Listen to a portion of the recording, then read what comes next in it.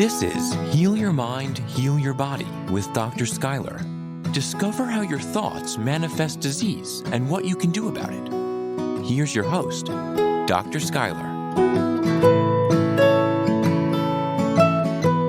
Hello, beautiful souls, and welcome back.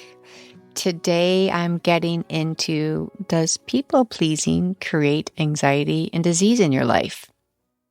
So, people-pleasing personality is someone who feels like this strong urge to please others, and typically it's at their own expense, and they can feel like their needs and their wants, they just don't matter, and they actually begin to alter their personality around others. So, it's not a medical diagnosis. It's just more of a personality trait that psychologists use to measure. So, it's more of this informal label we use to describe a variety of behaviors, such as agreeing to run errands when someone doesn't have time. So, this is different than traits of kindness and generosity and altruism. So, people can make a balanced and intentional choice to do favors for others. And this is not people pleasing. People pleasing is more of this tendency when someone finds it hard to say no. And they will agree to do things, they'll put too many things on their plate that they don't really want to do, or they're even not actually able to do, and they're overextend themselves just to get the action complete that they promised to do. So, since it's not really a medical term, there's no clinical definition for what it means, but it is generally just described as someone who consistently is striving to make others happy, sacrificing their own needs, sacrificing their own wants. And I see this in mothers all the time. Mothers who overextend themselves, who are oftentimes room mothers, showing up, massive gifts for teachers on Teacher Appreciation Week, and all this is okay. But I'm talking about the ones who are doing it with this really high sense of anxiety, being notorious for always making other people happy at their own expense. And you will also see this, oftentimes in mothers, and not to say I haven't been, done this a time or two in my life, going above and beyond, staying up till like 2 o'clock in the morning, getting Valentine's Day bags ready for my, you know, primary school child and trying to make sure everyone's happy and all the kids are happy and the teachers are happy. At some degree, we've all done this to some varying degree. But when does it become unhealthy? When does it impact your relationship with yourself? And when is it impacting relationship with other people? So this can be codependency, but it cannot be codependency. And we'll get into that in a moment. So overall, in general, I think it's really fair to say that we all want to feel loved. We all want to feel valued. And especially in close relationships and people that we want to like us. This is such a typical human social creature behavior to want to belong. There's so much safety and so much value in belongingness. It's part of our biopsychosocial structure to have this sense of belongingness. But when does it become pathological? When people start to adapt their behaviors just to make social interactions smoother, to gain favor with the other person. So we have altruism, and that's a desire to help other people. It's this common trait we have as humans, and it oftentimes can involve elements of self-sacrifice, giving time, energy, but it's done for the greater good, and it doesn't feel as if you're taking advantage of yourself or someone else is taking advantage of you. It's this overall overwhelming sense of feeling good about the act that you're doing. So what distinguishes these behaviors, altruism, from people-pleasing is people-pleasing is hard to stop. Whereas altruism usually happens in these generous bursts, and you just stop because you're going to tax yourself out if you keep doing it. But a person with a strong urge to people please, they do whatever they can to make the other person happy. They even go as far as to cover up how they really feel, and they agree to too many favors. And this is now the point where they're suffering emotionally. And we'd even talked about last episode, when you stuff your emotions, your heart remembers. And the heart tattletales and tells the brain, hey, we have this emotional memory. We're stuffing this pain. We're stuffing this anger. We're stuffing this resentment. The body remembers. The heart remembers and the gut remembers. So when you're people pleasing, you may feel temporarily good, but the feeling doesn't last long. And you get kind of addicted to this feeling dopamine good hit. You may feel this compensatory compulsion to keep doing things for others. So you feel useful. So you feel loved. You feel important. Ultimately, this begins to harm yourself as you begin to deplete your resources. You begin to deplete your social energy battery. You begin to deplete your own self-care needs. So I see so many females that do people-pleasing behaviors to make their partner feel happy, so they feel love. And they begin to sacrifice what's important to them. They sacrifice their own personal happiness. They sacrifice in losing who they once were. They lose themselves in pleasing the other person. They violate their own boundaries. They violate their own morals. They just will basically do anything to feel valued and loved by the other person. And, surprisingly enough, children do this too.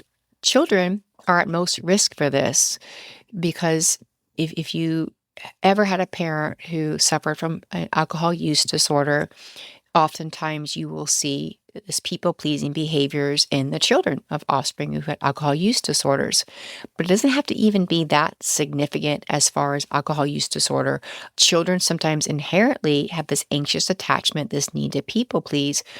But what separates, let's say, codependency from a parent who had alcohol use disorder and the child who became codependent people-pleasing from just people-pleasing, non-codependent? All codependents are people pleasers, but not all people pleasers are codependent. The two relational styles, they have many similar traits, such as a desire to help and feelings of resentment about always having to show up, always having to do things for other people, always feeling they're being put out, and difficulty setting boundaries. But codependency is more extreme. If you're codependent on the other person on the other end of the connection is dependent on you for getting their needs met. So when you're doing people-pleasing behaviors, the other person you're doing the behaviors for, their outcome's not dependent on you pleasing them. In codependency, it's bidirectional. The other person is dependent on you people-pleasing them. That's the difference. Who's on the receiving end? Are they dependent on it or not? So in a codependency, neither of you can actually function without the other person. So that differentiates. And in this, we're talking more about people-pleasing and not so much about codependency. So I'm finding a lot in mothers and women, and 80 million people have autoimmune disorders. GI disorders is the number one sought after doctor's appointment. 80% of autoimmune disorders are women. Primarily GI distress is in females. Epidemic levels of children.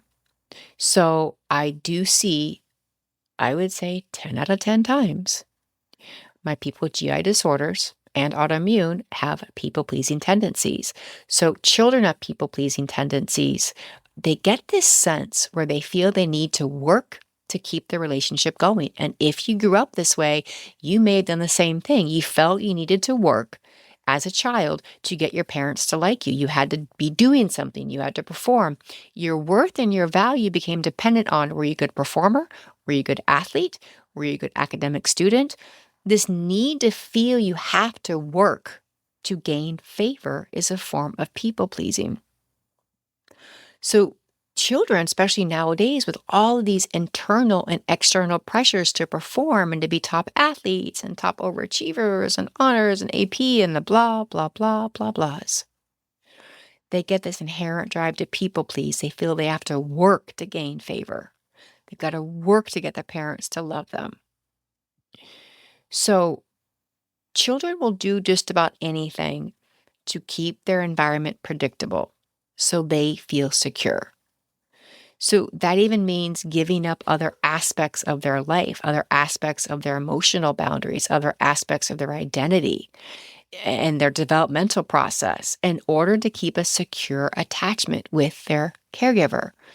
So when you look at people pleasing And it has a developmental tie in it also. This is where we get into where science and psychology merge to create the mind-body connection.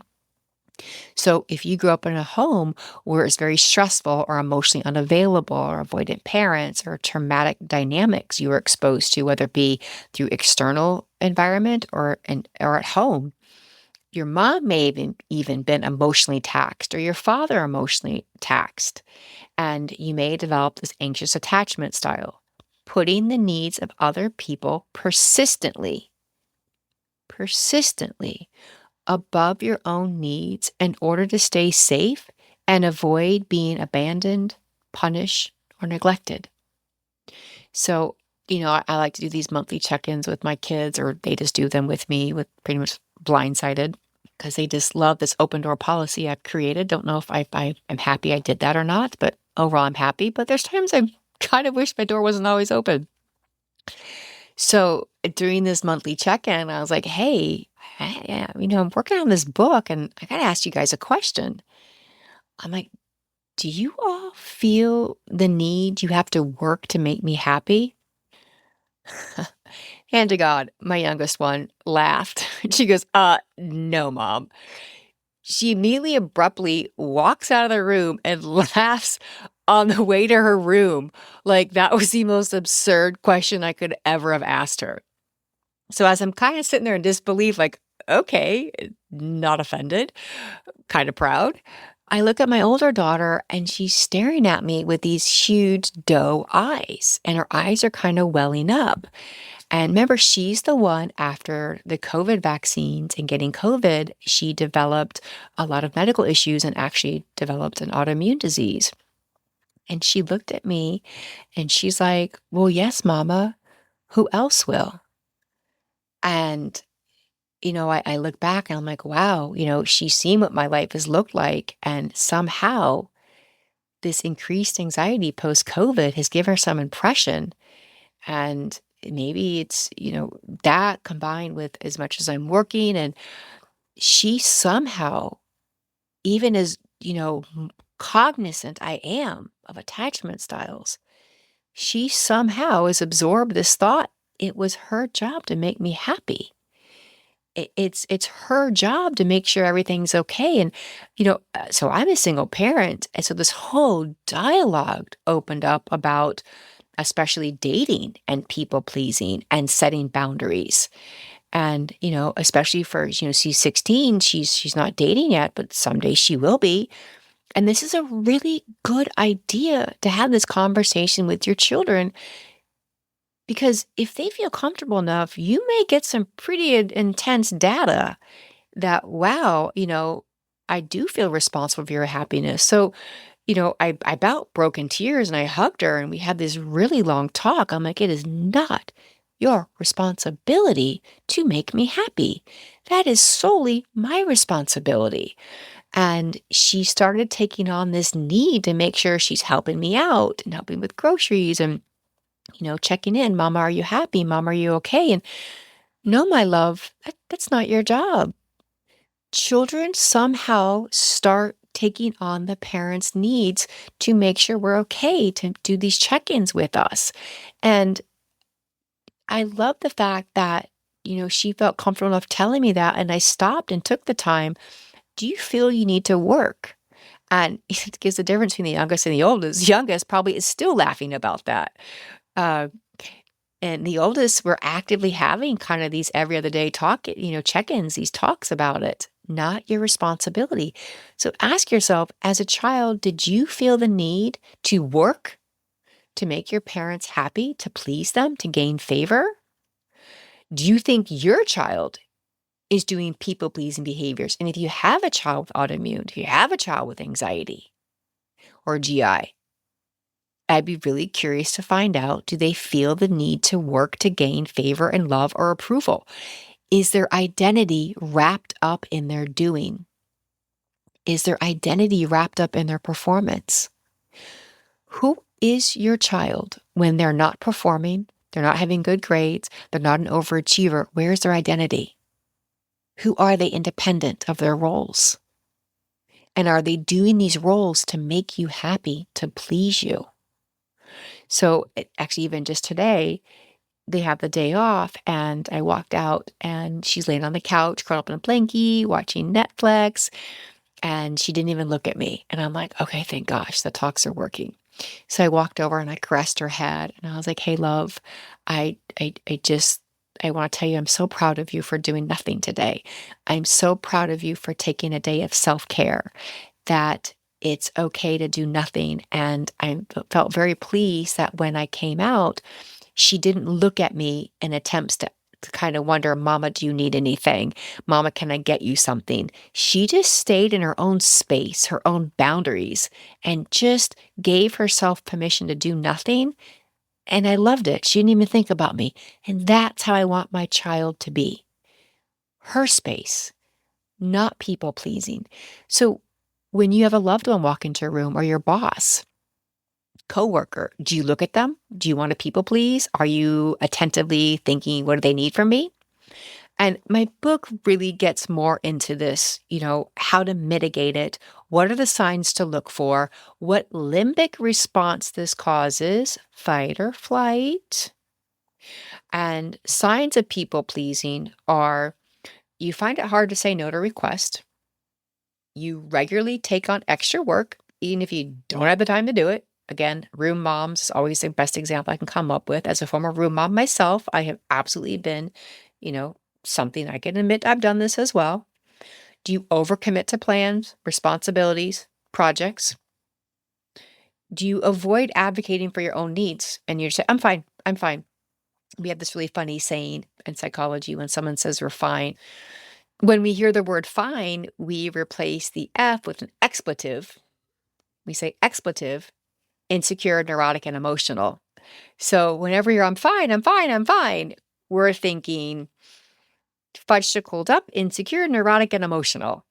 It's kind of this, when someone says, I'm fine, I'm like, no, really, like legit, how are you? Because fine is usually a cover up for something really going on, turmoil underneath. It's a people pleasing response. Fine. If I'm not fine, I just say functional. I'm functioning. Man, you got me at functioning today. So you avoid disagreeing with people, or you avoid voicing your honest opinion. And you just kind of go along with things just to not create fiction. And kids do this all the time. And you may feel this need to always be friendly, always be on, always be cheerful. Oh my God, that's exhausting. That's absolutely exhausting. You're really anxious about standing up for yourself if you don't like it. You feel really frustrated with yourself, but you can't really come to terms with why you feel so exhausted, why you feel so stressed out, so uncomfortable, that you really feel like your own needs don't matter in comparison to others. Moms, again, notorious. And I keep telling my mom, especially with kids under the age of 10, when you model self-care and self-love, your child's going to mirror you. When you show self-compassion and boundaries, stop people-pleasing, your child will do the same. They'll mirror you. They'll copy you. So the causes of people-pleasing are usually this inability to actually a boundary, to speak your voice, that people begin to feel their needs are unimportant, especially if you grew up in the generation, if you express your needs, you're selfish. And needs aren't selfish, people. It's okay to have needs. It doesn't make you selfish. So, if you grew up, if you express something, you're called selfish, you stop advocating for yourself. How to advocate for themselves, or they're less aware of what they want. They also can feel like they have no purpose, that unless they're doing something, they're useless. People pleasing gives us a sense of purpose in life. It makes us feel important, wanted, needed. When we're constantly tending to other people's needs, it makes us feel wanted. And I'm seeing this a lot with mothers who are empty nesters and the children have gone off to college or they're getting married. And who do they people please? Whose needs are they putting first? That sense of value, that sense of importance, that sense of needed begins to diminish, and this identity crisis begins to form. Wow, if I'm not putting everyone else in front of me, who am I?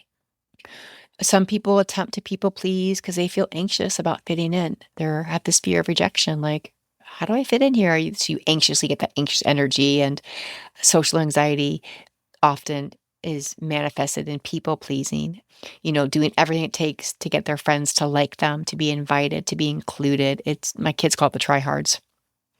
It's a subtle attempt to control other people's perceptions of you. Like, think about that. If you can always meet their needs, always do stuff for them. I like the example when you go to someone's house, they invite you for dinner, and you insist on staying later and cleaning up afterward. It's a subtle way of trying to control their perceptions of you, and you want to get invited back. So you'll do extra chores to say, hey, it was worth asking me to come. Like, I told you I'm worthy. Or conflict avoidance. You're afraid to face conflict, especially, people in unhealthy relationships. They don't speak up. They people please for fear of being abandoned, rejected, or left. Also, it's this cultural socialization. Community may really influence how much a mother, especially, is expected to people please and do for others. And this sense where selflessness is a virtue that has to be taught, because it's programmed that if we take care of our needs, we're selfish. So when you look at all these different things that we do, especially, teachers go above and beyond to please the parents, above and beyond to please the students. Mothers that are always overextending themselves, an employee at work, man or woman that's constantly trying to please their employer, going above and beyond. Especially, think about a man in the workplace trying to work his way up and he's getting chronically invalidated. He's going to work harder, harder, harder, harder, to the point where he starts losing himself trying to please his boss. And I often see this in a recreation of a childhood trauma of a father-son bond. I do see a lot of that with men people pleasing at work, recreating that chronic invalidation they receive from their fathers. So this emerging research on trauma, when we talk about fight, flight, or freezing, and also the fawn response, which is not really a physiological trauma response, but it's a way that we can qualify people-pleasing behaviors. And it's gaining affection, admiration as a means to feel like we're surviving, as a means to feel that we're safe. People-pleasing creates a false sense of safety, a false sense of security in a relationship. If it gets to be too extreme and you get into codependency, there's personality disorders that can develop, this long-term mental health condition, which leads to people-pleasing. It's dependent personality disorders, and this person becomes very dependent on others' approval. And for example, decision fatigue, decision paralysis. You're scared to make a decision for fear the other person's opinion might not be favorable. Not sure what to wear. What do you want to order? I don't know. Order for me. Parents, here's a bit of advice. Start teaching your child, kindergarten, how to order their own food. You do not want a 16-year-old that cannot order their own sushi or their own baked potato. So, in short, this people-pleasing, whether it starts in childhood or develops later in life because of work, or even especially on social media, constantly pleasing to make yourself look a certain way on social media, it's chronic stress. It's unhealthy boundaries. And if you listen to previous episodes, this causes disease. It causes a fight or flight or frozen response.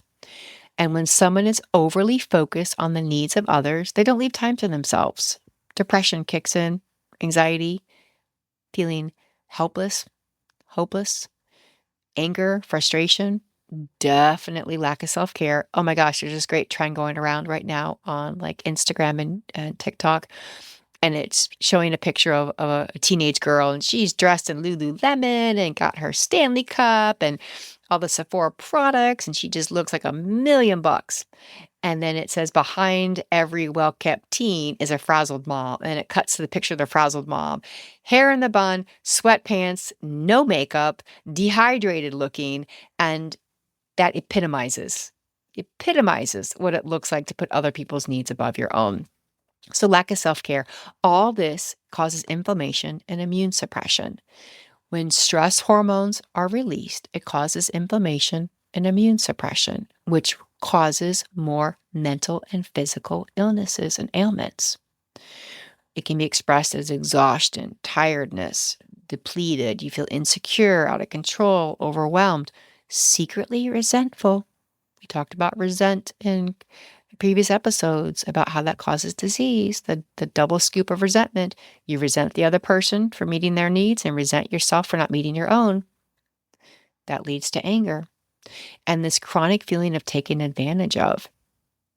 So I want you to ask yourself, is your need to please other creating undue stress in your life? Is people pleasing coming from this belief system? You're not good enough, not lovable. Unless I make them happy, they won't stay with me. I have to do this for them or they'll leave me or they'll get angry with me. The kid's chief complaint is, I'm like, why do you do all that? Like, why do you keep doing all this and doing all this? And because mom and dad will be mad at me. My dad will be mad at me. My mom will be mad at me. I'm like, so you don't want to do a workout for 2 hours at tennis practice? No, my mom and dad will be mad at me if I stop. So wait, you don't want to be an all AP or you don't want to be in gifted? No, my mom and dad will be mad at me. These kids are so scared of parents being mad at them. They do these people-pleasing behaviors, and this causes so much stress and inflammation. It shows up on biomarkers and GI disorders. And you can learn way more about this in detail because I've developed the 2 books for it. And it's Empower Yourself to Heal and Empower Your Child to Heal. And it gets into the science and psychology, the merging of it, people-pleasing attachment styles. It really dives into it, as well as along with this podcast, there's a workbook you can get now and follow along in the workbook with the podcast. And it will help understanding these people-pleasing behaviors, these chronic invalidation, will help you understand the psychology behind anxiety and the science behind anxiety and autoimmune and GI disorders. You can find it on drschuyler.net. And there's a workshop coming up on October 5th, and it's going to be deactivating the limbic system. And it's going to be teaching you how to deactivate it, what response you're in. And then there's an in-person retreat coming up October 11th, and it's going to be getting into why your body is betraying you and what you can do about it. So you can find out to get the workbook online and get on the list, even for pre-ordering the book. If you sign up for an email, you'll get free gifts.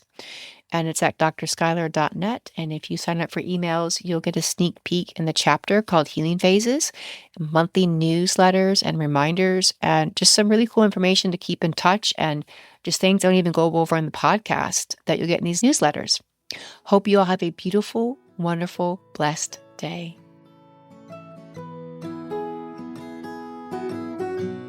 Thank you for your time. I feel so grateful you have listened to the end. When we begin to understand how our body manifests stress, trauma, depression, anxiety, and even unexpressed emotions, we then create a space and bandwidth in our minds to begin to heal our bodies. Healing is a decision, and I am grateful for yours. Abundant blessings, Dr. Schuyler. To learn more about the work Dr. Schuyler is doing, please visit drschuyler.net. That's drschuyler.net. And remember to subscribe to this podcast wherever you like to listen.